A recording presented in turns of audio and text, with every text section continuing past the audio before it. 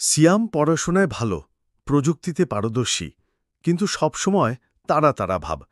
এক কাজ শেষ না হতেই আরেকটা শুরু। কখনো ক্লান্তি অনুভব করারও সময় নেই। একদিন বন্ধুদের সঙ্গে হঠাৎ ট্রিপে বেরিয়ে পড়ে সে। গন্তব্য মেঘালয় সীমান্তের কাছের বাংলার পাহাড়ি গ্রাম তামাবিল। প্রথম দিন থেকেই সিয়াম ছুটে চলেছে।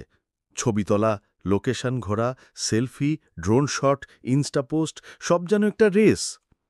কিন্তু তৃতীয় দিনে সে ক্লান্ত হয়ে যায়। সবকিছু থেকেও মনে হয় কিছু একটা নেই।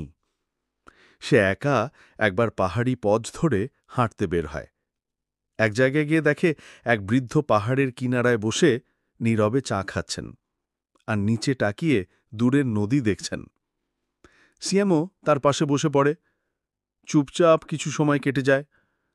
বৃদ্ধ বললেন, তুমি তো খুব ব্যস্ত মনে হচ্ছে। সিয়াম হেসে জবাব দেয়, হ্যাঁ, সবকিছু ক্যামেরায় ধরার চেষ্টা করি, কিছু যেন মিস না হয়। বৃদ্ধ মৃদু হেসে বলেন, সব কিছু দেখানো যায় না বাবা, কিছু কিছু অনুভব করতে হয়। আর তা হয় তখনই যখন তুমি একটু থামো। সিয়াম চুপ করে যায়।